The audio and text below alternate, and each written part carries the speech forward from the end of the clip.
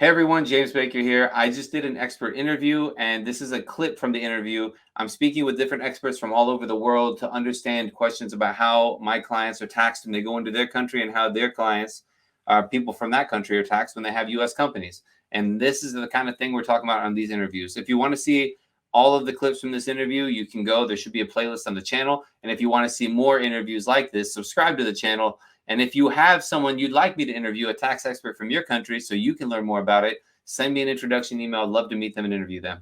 Okay, thanks for being here, and let's go to the clip.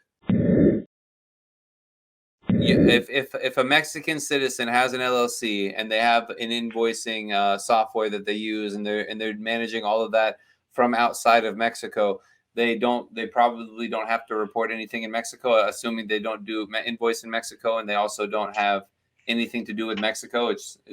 But what about the owner who lives in Mexico? Like, he's the person running the company and he lives in Mexico. Is that not a risk? But he has to declare his personal income and his expenses, not the ones of the LLC. The LLC doesn't report anything in Mexico. Okay, so the owner wouldn't report the results of the LLC, being the 100% owner of the LLC. He wouldn't report those results.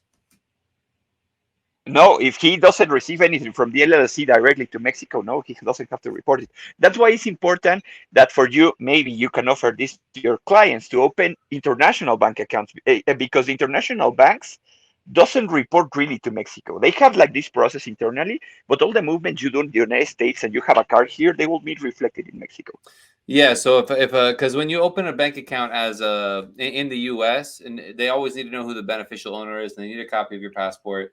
So if you have multiple passports, maybe you can do it. But yeah, I guess an international bank account, or something that isn't registered in the U.S. and doesn't share information might work. The thing is that the banks are private in the U.S. and they don't necessarily share information with Mexico. Sure. So it's not like there's a flow of information directly to Mexico, and I don't think there's a massive risk.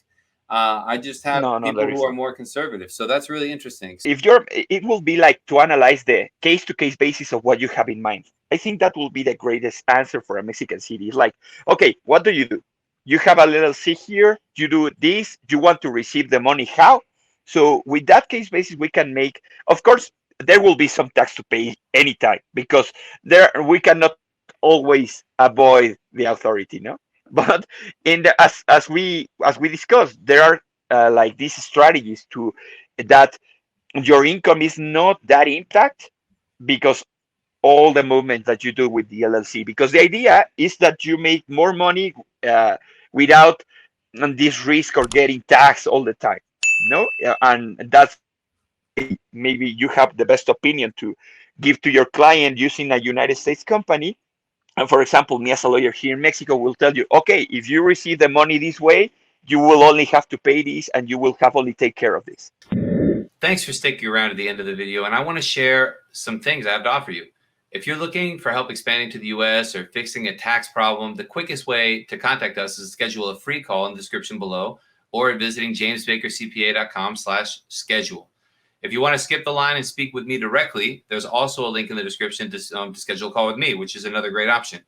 I encourage you to join our Telegram and Discord groups, because in there we're announcing when I'm going live, I'm participating, I'm answering questions in real time. It's all free, and it's a quick community to engage with other entrepreneurs and people like yourself who are international and learning about this stuff. And I think it's a really valuable place to be in.